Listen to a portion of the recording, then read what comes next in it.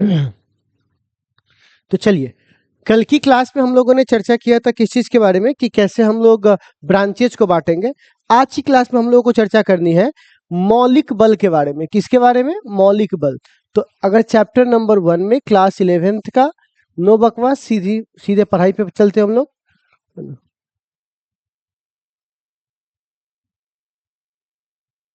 मौलिक बल, कौन सा बल? मौलिक बल, ठीक है। या इसी को बोलते हैं मूल बल, ठीक है। इंग्लिश में इसको कहते हैं फंडामेंटल फोर्स।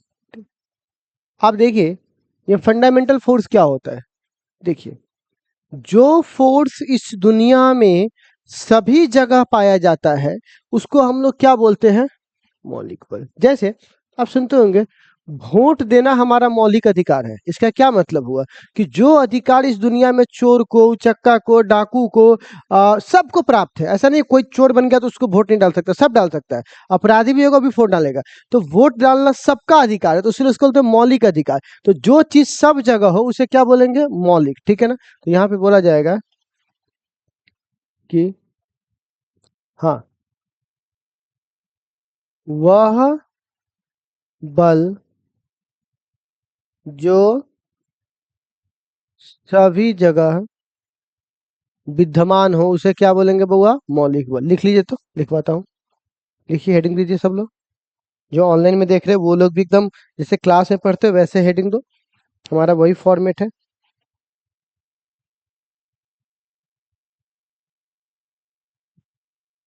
लिखिए।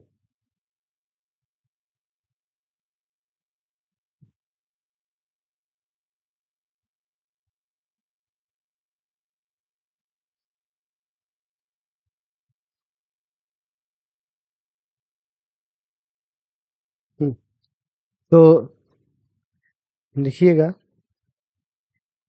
लिखिएगा। वह बल,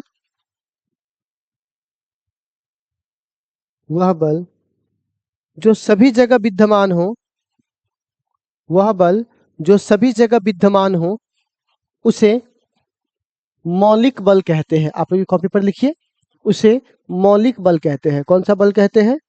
मौलिक बल।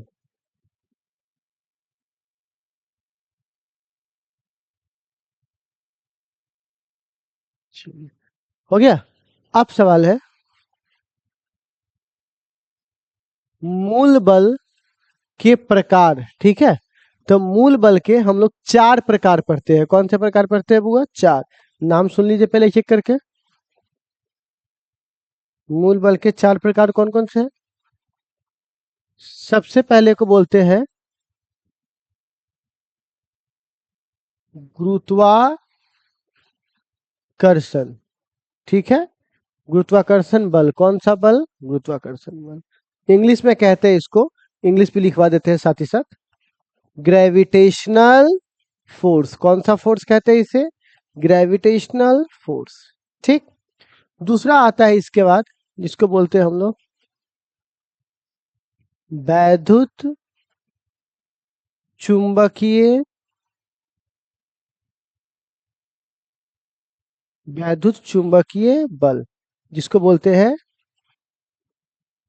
इलेक्ट्रो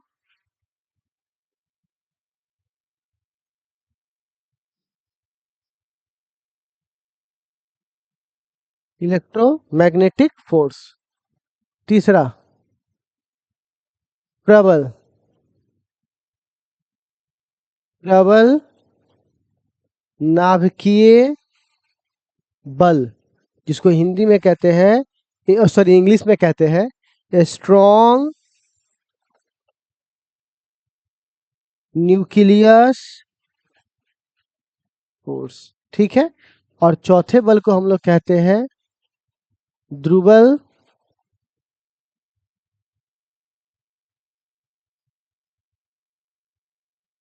ध्रुवल नाभिकीय नाभिकीय बल। हिंदी में कहते हैं, इंग्लिश में कहते हैं वीक न्यूक्लियर या न्यूक्लियस फोर्स, ठीक। तो ये हमारे पास 4 बल है। चारों बल के नाम मैंने आपको लिखवा दिए, कौन कौन से हैं? गुरुत्वाकर्षण बल, वैद्युत चुंबकीय बल, प्रबल नाभिकीय बल, दुर्बल नाभिकीय बल। ठीक है, एक चीज और देखिए, देखिए जरा समझिएगा,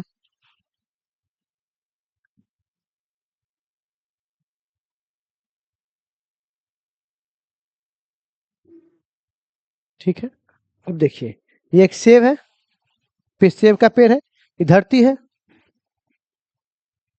तो सेब को खींच रहा है, कौन खींच रहा है? धरती। तो इसको, इसकी सेब का मास कितना है? m, और धरती का मास कितना है? m। तो दो द्रव्यमानों के बीच में बल लग रहा है, ठीक। अब ये कैसे काम करेगा? एक बार आपने इसे लिख लिया है, पूरा लिख लिया? अच्छा, तो एक काम कीजिए ना, इसके लिए जगह छोड़ दीजिए और पहला लेके रख दीजिए, गुरुत्वाकर्षण बल, फिर वापस ले आएंगे हम, ठीक है।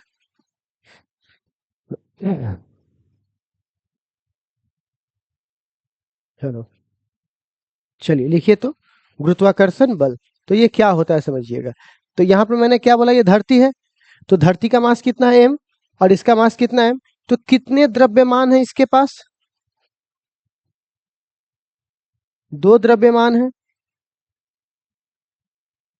और दो द्रव्यमानों के बीच, कितने द्रव्यमानों के बीच? दो द्रव्यमानों के बीच लगने वाले आकर्षक बल। अच्छा, ये आकर्षक कैसे होगा? तो आपने सुना होगा कि जब एक गेंद को फेंकिएगा तो धरती उसको कहाँ खींचेगी? अपनी ओर। कभी ऐसा हुआ है कि तुमने गेंद को फेंका हो और धरती उसको उछाल के ऊपर फेंक दिया हो? नहीं, टकराने के बाद उछल जाए अलग बात है, आपको मेरी बातों पर विश्वास ना हो तो आप एक बार छत पर से कूद के देखिए, धरती कहाँ खींचेगी आपको? अपनी ओर। ऊपर जाइएगा लेकिन पहले कहाँ आइएगा? नीचे, फिर कहाँ जाइएगा? ऊपर, लेकिन पहले कहाँ आइएगा? नीचे। तो आप समझ गए कि दो वस्तु को हमेशा, दो द्रव्यमान को एक दूसरे के प्रति क्या करते हैं? आकर्षक करते हैं। तो क्या बोलेंगे? दो द्रव्यमानों के बीच लगने वाले आकर्षक बल को क्या बोलते हैं? गुरुत्वाकर्षण बल। तो लिखिए तो डेफिनेशन, दो द्रव्यमानों के बीच लगने वाले, लगने वाले आकर्षक बल को, दो द्रव्यमानों के बीच लगने वाले आकर्षक बल को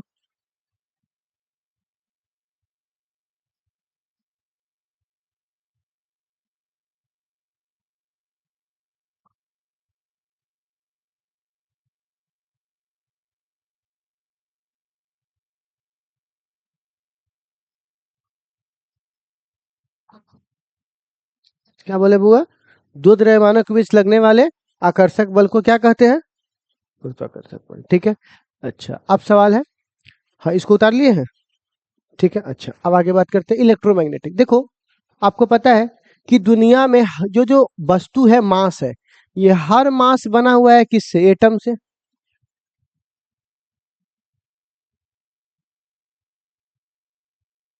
है ना। इसको इलेक्ट्रॉन यहाँ पर होगा, और यहाँ पे क्या होगा? प्रोटॉन। तो आपको पता होगा कि प्लस प्लस के बीच में प्रतिकर्षक बल लगता है। कैसा बल लगता है? प्रतिकर्षक। अच्छा, अब माइनस माइनस के बीच में भी प्रतिकर्षक, और प्लस माइनस के बीच में आकर्षण। आप सुनते नहीं होंगे आप लोग कि बेटा के पापा से नहीं पटता है, और माँ का बेटी से नहीं पटता है, लेकिन बेटी का बाप से बहुत पटता है, और बेटा का माँ से बहुत पटता है। एकदम बेसिक सा बात है, ठीक है। तो अब बताइए, इसमें बल का नेचर क्या है? आकर्षक भी है, प्रतिकर्षक भी है। लेकिन जो ये बल लग रहा है, कितने आवेशों के बीच में लग रहा है? किसके बीच में? तो लिखिए तो बुआ, दो आवेशों के बीच लगने वाले बल को विद्युत चुंबकीय बल कहते हैं। दो आवेशों के बीच लगने वाले बल को क्या बोलेंगे? विद्युत चुंबकीय बल कहते हैं। बहुत ही बेसिक परिभाषा है, इसका डिटेलिंग में भी नहीं जा रही, डिटेलिंग तो बहुत बड़ा है, चैप्टर 12 में पढ़ना ही है, बट बेसिक आपको लिखा दे रहा है, ठीक है। कौन सा बल कहते हैं? विद्युत चुंबकीय बल कहते हैं, ठीक है। कैसा बल कहते हैं? विद्युत चुंबकीय बल कहते हैं। अच्छा, इसका नेचर कैसा होता है? आकर्षक भी, प्रतिकर्षक भी। चलिए इसको उतार लीजिए तो, उतारिए सभी लोग, ऑनलाइन वाले बच्चे ऑफलाइन की तरफ पढ़िए, ठीक है।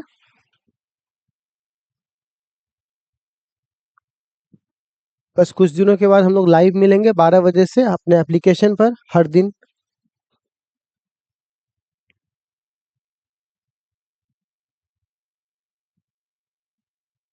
ठीक है।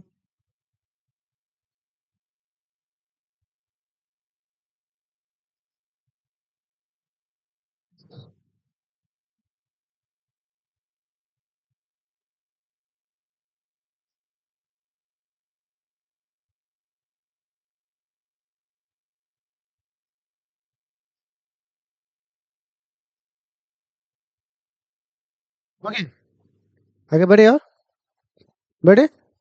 चलो, अब सवाल है स्ट्रॉन्ग न्यूक्लियर फोर्स। कौन सा फोर्स? स्ट्रॉन्ग।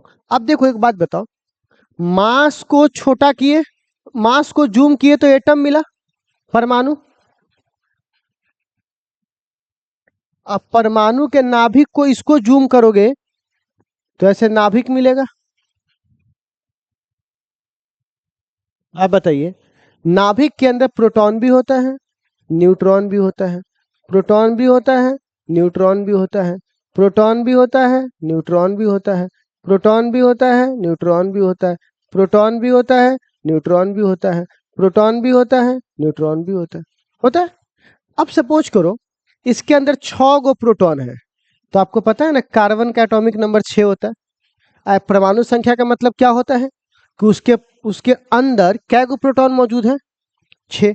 तो अब बताइए होता क्या है कि ये जो 6 प्रोटॉन है, तो ये 6 के 6 प्रोटॉन एक दूसरे को धक्का दे रहा होगा, प्लस प्लस। तो धक्का दे रहा है तो कायदे से तो इसको नाभिक को तोड़ के बाहर निकल जाना चाहिए, क्योंकि धक्का के कारण सब भाग जाएगा। लेकिन क्या भागता है? क्या नाभिक अस्थाई है कि नाभिक अस्थाई है? अस्थाई है। अस्थाई होता तो हमारा कान भी तो नाभिक एटम से बना हुआ है, ये भी ब्लास्ट कर जाता तो मालूम चलता। जा चलते चलते हमारा कभी कान ब्लास्ट कर गया, कभी नाक ब्लास्ट कर गया, कभी आंख ब्लास्ट कर गया। ऐसा कभी होता है? कोई अच्छा आदमी है चल रहा है और उसका माथा ब्लास्ट कर गया, अच्छा आदमी था ब्लास्ट कर गया। ऐसा होता है क्या? क्योंकि नाभिक क्या होता है? अस्थाई होता है। नाभिक अस्थाई कैसा लाए कि कल हम टीवी टांग के आएंगे और वापस आएंगे तो कल देखेंगे टीवी कहाँ गया, टीवी तो ना है, तो टीवी का सारा नाभिक उड़ गया। ऐसा होता है क्या? नहीं होता है। तो कहने का मतलब इसके, तो एक बात बताओ, लेकिन आपस में तो ये बल लगा रहा है, तो कोई जरूर कोई बाहरी बल है जो इसको दाब के रखा हुआ है। इसके इसके नाभिक के अंदर के प्रोटॉन भागना चाह रहे हैं, लेकिन यह इसको पकड़ के रखा हुआ है। तो वह बल जो नाभिक को क्या करके रखता है? बांध के रखता है, पकड़ के रखता है। उस बल को हम लोग क्या बोलते हैं बुआ? प्रबल नाभिकीय बल। और एक बात समझिए, नाभिक को तोड़ना आसान है क्या? नाभिक को तोड़ना बहुत मुश्किल है। इतना आसान होता तो हर आदमी नाभिक को तोड़ के एटम में बनाया घूम रहा होता। नाभिकीय के टूटने से ना नाभिकीय संलयन विखंडन ये सब होता है, जुड़ने टूटने से। तो अगर ऐसा इतना आसान होता तो हर आदमी एटम बम बना के अब पैकेट में रख के घूम के चल रहा होता। मोहल्ला में झगड़ा हुआ, ले साले के मोहल्ला साहब। ऐसा होता है क्या? नहीं होता ना। तो कहने का मतलब क्या हुआ कि ये जो बल लग रहा है वो छोटा मोटा बल लग रहा है कि एकदम प्रबल बल लग रहा है? प्रबल। तो लिखिएगा, वह बल, वह बल जो नाभिक को, वह बल जो नाभिक को बांधे रखता है,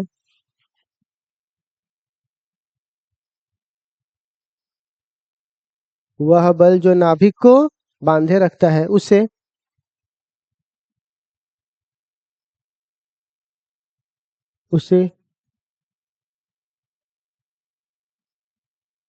प्रबल नाभिकीय बल कहते हैं। कौन सा नाभिकीय बल कहते हैं? प्रबल नाभिकीय बल कहते हैं। वह बल जो नाभिक को बांध के रखता है उसे क्या बोलते हैं? प्रबल नाभिकीय बल कहते हैं।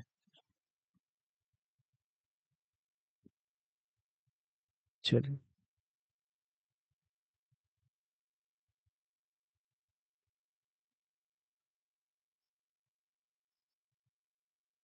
ठीक है। और कोई दिक्कत नहीं? नोट कर लीजिए।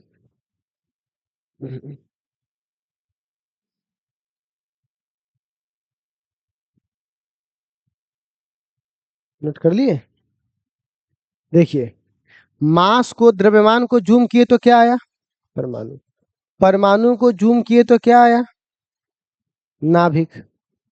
क्या आया? नाभिक। नाभिक के अंदर न्यूट्रॉन है, इसको थोड़ा और जूम कीजिएगा। न्यूट्रॉन। तो न्यूट्रॉन के अंदर होता है क्वार्क। अब ये सब थोड़ा ज्यादा एडवांस हो जाएगा, मैं आपको लूज वर्ड में समझा देता हूँ, ठीक है ना।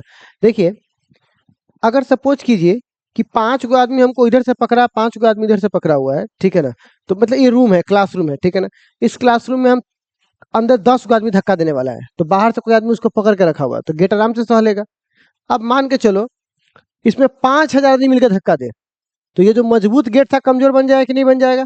बन जाएगा। तो कहने का मतलब ये हुआ कि जब कोई मजबूत आदमी उस गेट को धक्का दे रहा होता है, तो अगर अंदर से बहुत आधा ज्यादा आदमी धक्का दे रहा है, तो तनका सनी फांक बन जाता है। तो छोटका छोटका लड़का वो क्या बोलता है, निकल तू, मैं निकलता, निकल तो तू में है, तू निकल, हमसे बाद में हो भाई।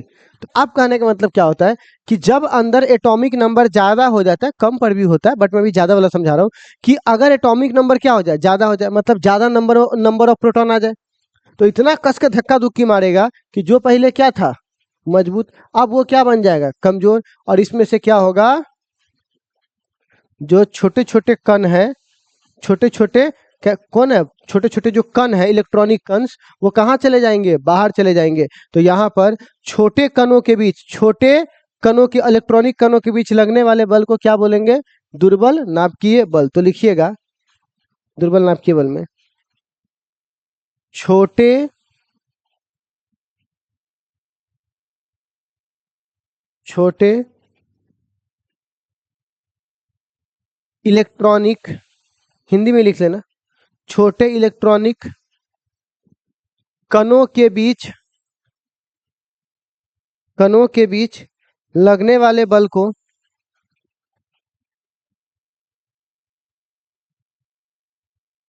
लगने वाले बल को दुर्बल नाभिकीय बल कहते हैं। कौन सा बल कहते हैं बुआ?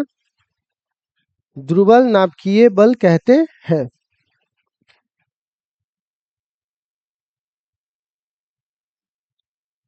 कौन सा बल कहते हैं? दुर्बल नाभिकीय बल कहते हैं, ठीक है। कौन सा बल कहते हैं? दुर्बल नाभिकीय बल। ये उतार लीजिए, एंटी प्रोटोनो, एंटी न्यूट्रॉनो, ठीक है।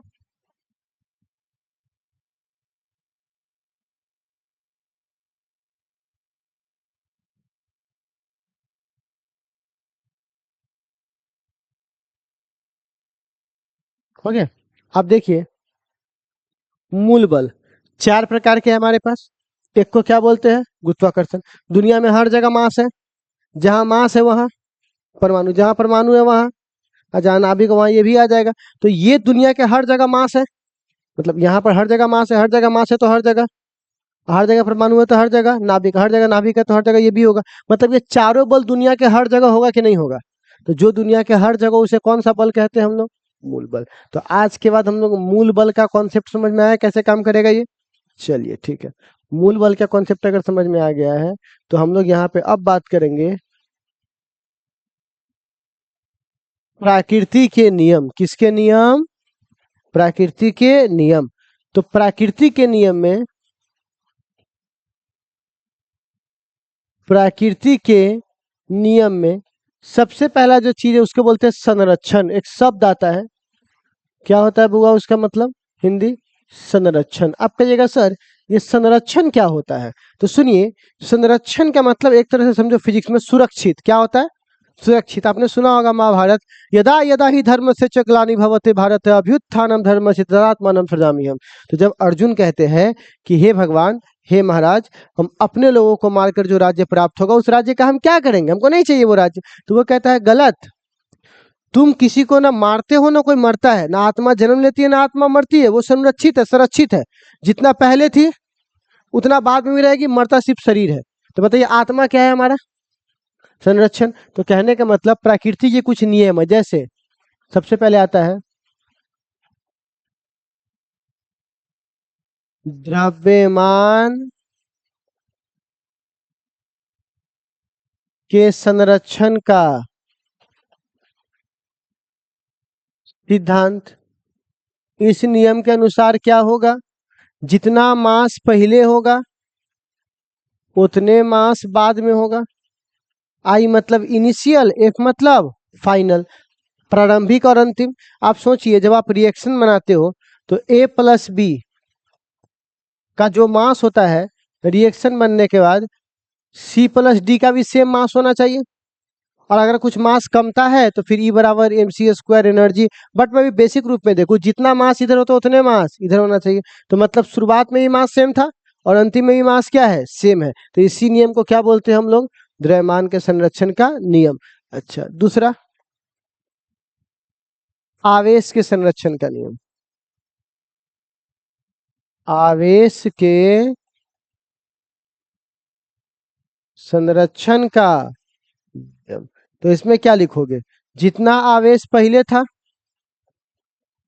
जितना आवेश किसी वस्तु पर पहले था उतने आवेश कब रहेगा, बाद में रहेगा।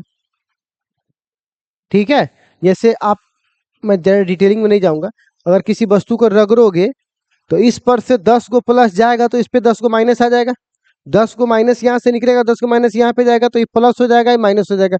लेकिन चार्ज क्या बढ़ा है या घटा है, नहीं, हमने वही चार्ज क्या कर लिया है। जैसे तुम दो भाई हो और दो भाई में से क्या किए, दोनों भाई के पास 1-1 लाख रुपया है। अब तुमसे 1 लाख रुपया हम लेके हम 2 लाख रुपया हो गए, तो क्या हम धनिक हो गए, नहीं, तुम्ही से तो लेके दिए है, वो सारा पैसा क्या है, सेम है, उतने पैसा है, खाली तुमसे ले लिए है। तो कहने का मतलब क्या हुआ कि आवेश के संरक्षण के नियम में क्या बोलता है, जितना पहले आवेश रहता है उतने आवेश बाद में। फिर आता है किसका बउआ, ऊर्जा के संरक्षण का सिद्धांत। तो देखो, ये कहता है कि ऊर्जा की नहीं तो उत्पत्ति होती है, ना ही तो विनाश। जितना ऊर्जा पहले रहता है, जितना ऊर्जा पहले रहता है उतने ऊर्जा कहाँ रहता है, बाद में। जैसे देखो, ये बोर्ड पे लाइट आ रहा है, ये लाइट कहाँ से आ रहा होगा, इलेक्ट्रिसिटी से आ रहा होगा, हम तार लगाए होंगे इलेक्ट्रिसिटी से। तो लाइट एनर्जी को किस में बदल दिए, इलेक्ट्रिक एनर्जी किससे बदल दिए, लाइट में। फिर लाइट एनर्जी कहाँ से आ रहा होगा, कहीं जनरेटर घूम रहा होगा, तो मैकेनिकल एनर्जी। तो क्या हम एनर्जी उत्पन्न कर रहे हैं या एनर्जी खाली स्थानांतरण कर रहे हैं, स्थानांतरण कर, उत्पन्न नहीं कर रहे हैं। वहां से आएगा यहाँ आएगा, यहाँ खाली बदल रहे हैं उसको, एक रूप से किस रूप में, दूसरे रूप में। तो इतना बात समझ में आया। और भी होता है संवेग, लेकिन उस सब का भी क्या करो, उसको हटा, बस बेसिक समझ लो। प्राकृतिक के संरक्षण के नियम मतलब समझ के, जितना पहले उतना बाद में, उसी को क्या बोलता है, इसके संरक्षण का नियम। तो कल हमारा ये चैप्टर खत्म हो जाएगा, बस वैज्ञानिक का नाम लिखवाना है, ठीक है, और कब कब खोज किया वो, हमारा ये चैप्टर क्या हो जाए, खत्म हो जाएगा। थोड़ा सा प्रिसीजन वगैरह पढ़ा देंगे, ठीक। तो चलिए, छोटा चैप्टर है, इसमें ज़्यादा समय नहीं लगेगा, आज इसको नोट कर लीजिए, फिर कल हम लोग मुलाकात करेंगे तो आगे बात करेंगे, ठीक है।